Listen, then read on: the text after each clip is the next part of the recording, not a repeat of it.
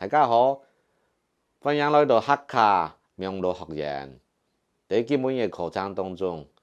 我们来谈台湾大好小说五线作家嘅天人王建。大好小说就是有60万字按创按台本嘅小说，一般创片就讲20万字啦。而写到按创创就会有长长嘅历史做背景包含一个加速按到基台的人作为表现民族的精神、文化风貌，最有必要用大好小说安样的问题。作者很需要世界人类的国土，超越国家老民族，公众人类用很顺才理想。王建用佢多元身份来写小说，除了佢五线的身份，还有佢客家人的身份，经过日本时代佢还的读书人又系做人的榜样啦，阿妹安道身份，还直接参加台湾文学运动，到客家民族的运动，佢社会嘅参与的经验都丰富佢对自家的风格坚持观察社会人生，当清楚、当深入、讲话当有道理，佢一个当少看得到的个什么的良透查然后创作者。本堂课程将分3个部分，一开始我来进入文学家王建生平概述然后文学之路。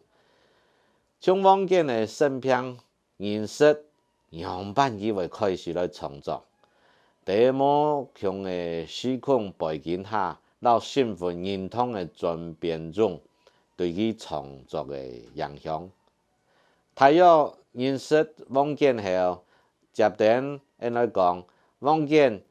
样板大学小说写出佢主要什么的个角色安样的角色。要做个安生是安重要。接着第二部分，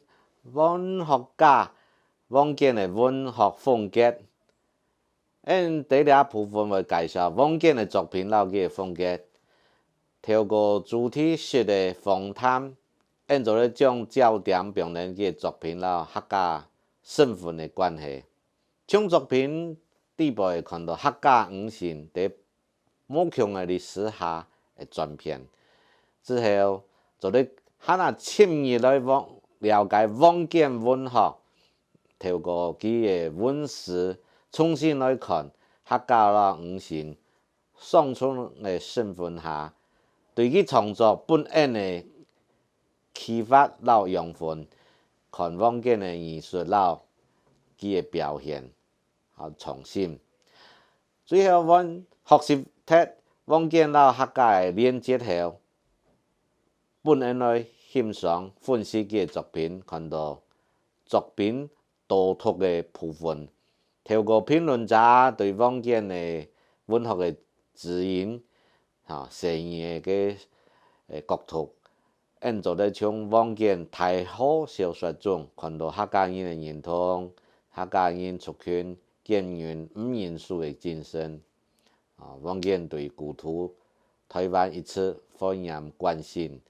创作将时代并落佢文学之中，讲đến台湾历史，同时咪丰富台湾多元的文化，用包容的心来传承到记录台湾精神，下就强下来进入王建的文学世界。